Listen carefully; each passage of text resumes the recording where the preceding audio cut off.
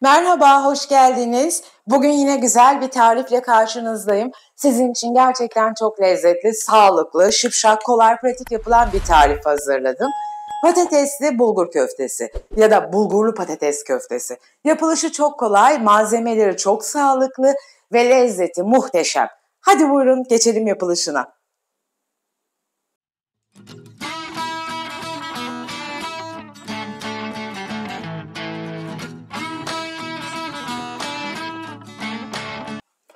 Şimdi benim 2 adet patatesim var. Patateslerimi güzelce soydum ve yıkadım. Bunları çok fazla ufaltmadan ama iri de bırakmadan kesiyorum.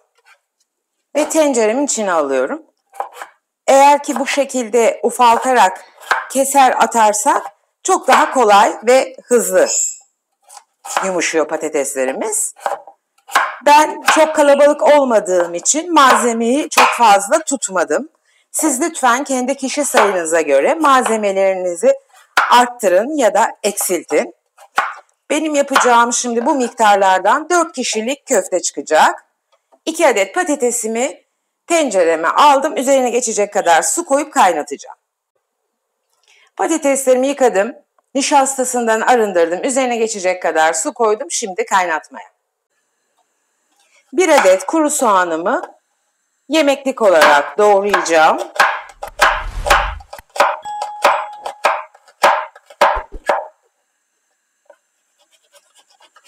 Ufaltıyorum.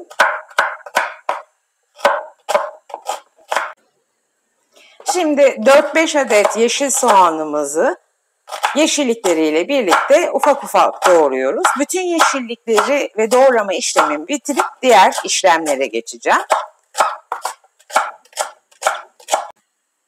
Şimdi birer avuç kadar maydanoz, nane ve dereotum var. Bunları güzelce ayıkladım, yıkadım. Şimdi bunları da ufak ufak doğrayacağım. Bütün lezzeti arkadaşlar bu yeşilliklerimiz veriyor. Mis kokusunu. Nane kullanmak istemeyen reyhan da kullanabilir. Ama böyle hafif kokulu bir şey mutlaka koymakta fayda var. O zaman çok daha lezzetli oluyor.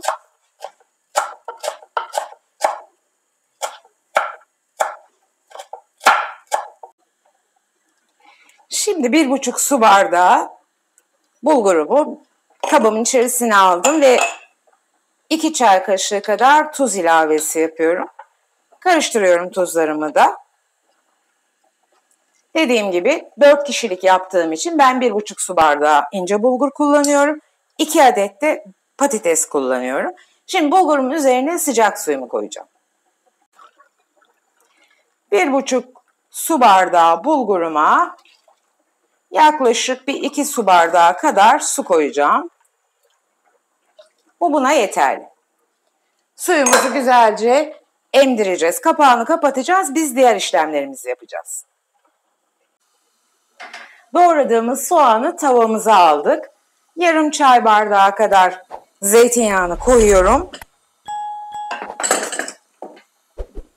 1 çay kaşığı da tuz ilave ediyorum ve soğanlarımızı bir miktar yumuşayana kadar kavuracağız. Yan tarafta da patateslerimiz kaynıyor, yumuşamak üzere. Onları yumuşadığı zaman hemen süzeceğim, suyu iyice gitsin. Soğanlarım güzel yumuşadı, biraz sarardı. Şimdi benim 1 yemek kaşığı biber salçası, 1 yemek kaşığı da domates salçam var. Onu ilave ediyorum ve güzelce kavuracağım. Salçaların kokusu çıkacak. Sanki mercimekli köfte yapar gibi bu aşamaya kadar.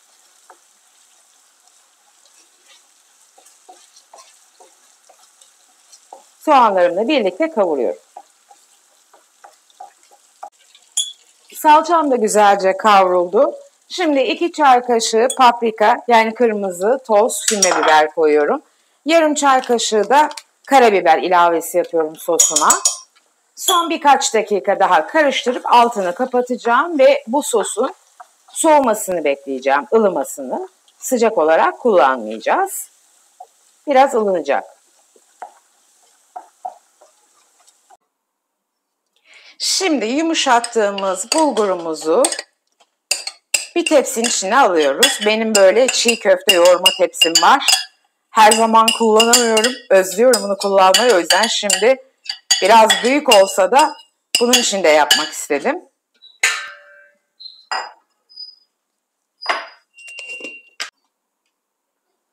Bulgurumuzun üzerine şöyle bir 2 tatlı kaşığı kadar pul biber ilavesi yapıyorum. Mutlaka isotla kullanmak lazım çünkü çok lezzet veriyor ama yoksa da ziyanı yok. 1 tatlı kaşığı da isotumu koydum. Şimdi elimle biraz bulgurumu yoğuracağım. Bu arada soğan sosum ve patatesim de soğumak üzere. Patateslerimi süzdüm ve soğutuyorum.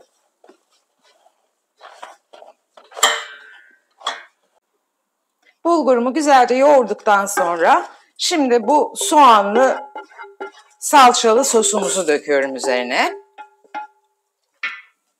Onun üzerine de haşladığım patateslerimi alıyorum.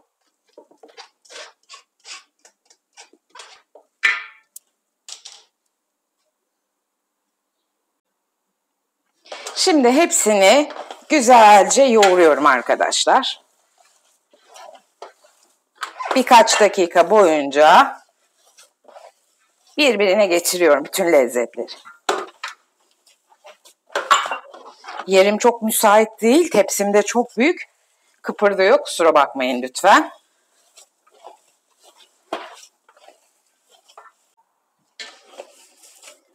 Köftemizi iyice yoğuruyoruz. Avuç içimizde tepsinin tavanına bastırarak.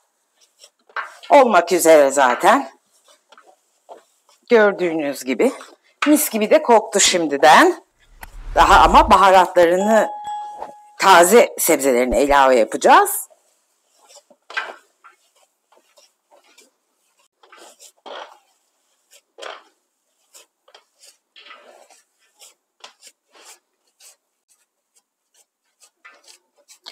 Şimdi bu aşamada bir tuzuna bakmak istiyorum arkadaşlar. Herhalde biraz tuz istiyor. Ben buna bir çay kaşığı daha tuz ilavesi yapıyorum. Bayağı malzeme olduğu için hem bulgur hem patates bayağıca tuz kaldırıyor. Şimdi bu aşamada nar ekşisini ilave etmek istiyorum. Böyle bir 2-3 yemek kaşığı kadar nar ekşisi. Doğradığımız yeşilliklerimiz. Ve tekrar bir son olarak hepsini birbirine geçiriyoruz. Mis gibi köftemiz hazır olmak üzere.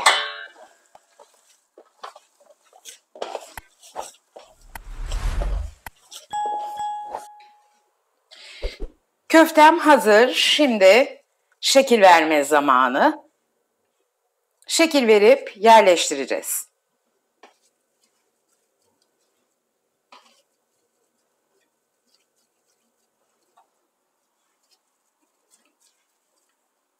Parmaklarımızla bastırarak parmak izi yapıyoruz.